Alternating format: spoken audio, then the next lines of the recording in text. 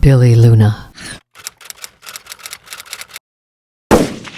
Joey Merlino is marked for death. After being beaten to within an inch of his life by Skinny Joey Merlino's goons, Turra hobbled to a meeting at his father Anthony Torra's home. At the meeting, Anthony Torra greenlit Skinny Joey Merlino, meaning he marked Joey for death.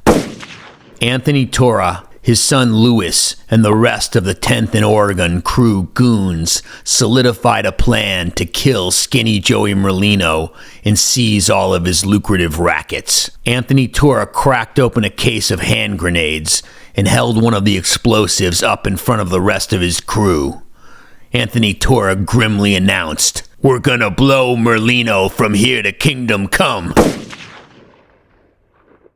Leading up to this moment, Joey Merlino had been beefing with the South Philadelphia 10th and Oregon crew, who were into gambling, loan sharking, and drug dealing. Please subscribe to the Billy Luna channel and like the video. Thank you. The 10th and Oregon crew, or the 10th and O crew, was led by Turra. The 10th and O crew were mostly Italians, but were not hooked up with the underworld big league, Cosa Nostra, the Philadelphia Mafia, in which Skinny Joey Merlino was a major star on a mercurial rise. Back in the day, Turra was an early leader of the 10th and Oregon crew. Rocco was a seasoned South Philly criminal with ties to the Teamsters, who once faced murder charges alongside future Philly crime family capo regime Joseph Chicky Ciancaglini Sr. The 10th and O crew always maintained its predominantly Italian-American identity, yet operated independently from the Philadelphia Cosa Nostra family. Joey Merlino was rising fast in the Philly Cosa Nostra and sent his goons to visit Turra, the current boss of the 10th and Oregon crew.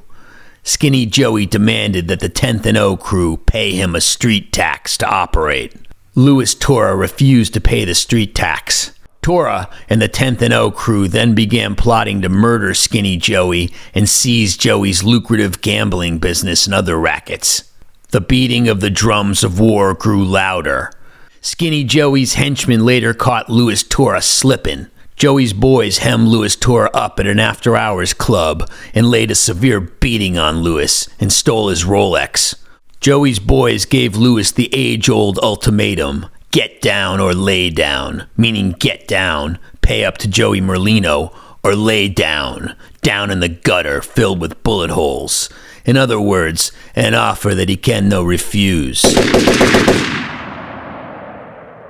Licking his wounds, Turra hobbled to a meeting at his father Anthony Torra's home. In this meeting, Anthony Torra greenlit Skinny Joey Merlino. He marked Joey for death. Anthony, his son Louis, and the rest of the 10th and O crew goons solidified a plan to kill Joey Merlino and seize all of his lucrative rackets. Anthony Torra cracked open a case of hand grenades and held one of the explosives up in front of the rest of his crew. Anthony Torra grimly announced, "We're gonna blow Merlino from here to kingdom come." The 10th and Oregon crew started stalking Skinny Joey Merlino. They were poised to strike. They anticipated the sweet taste of their vengeance and the rich spoils of seizing Skinny Joey's rackets. They clocked Merlino's every move. Meanwhile, Skinny Joey Merlino knew about the sinister plot of the 10th and O crew. Joey changed up his routine and watched his back more carefully. The war was interrupted when both Louis and Anthony Torra were swept up in an indictment with 13 others. The laundry list of charges included drug offenses, the murder of a suspected informant, and a conspiracy to murder Skinny Joey Merlino. While awaiting trial, Turra supposedly hung himself in his prison cell. Many speculate that the cold hand of Cosa Nostra actually tied his noose. 2 months later, Louis's father, Anthony Torra, was on trial for the same charges, including plotting to kill Skinny Joey Merlino. Anthony Torra left his home, headed to the federal courthouse.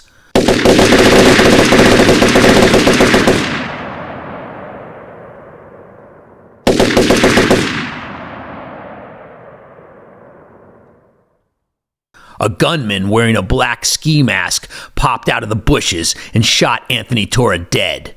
Authorities described the murder of Anthony Torra as quote-unquote an organized crime assassination. Several informants speculated that the shooter behind the ski mask was none other than Skinny Joey, as Joey was known to do his dirt all by his lonely. 3 years later, Joey was put on trial for orchestrating the Anthony Torra murder, but Joey became the Teflon Don of South Philly and was acquitted. If you want to hear more true stories about Skinny Joey Merlino and other underworld legends, follow the Billy Luna channels.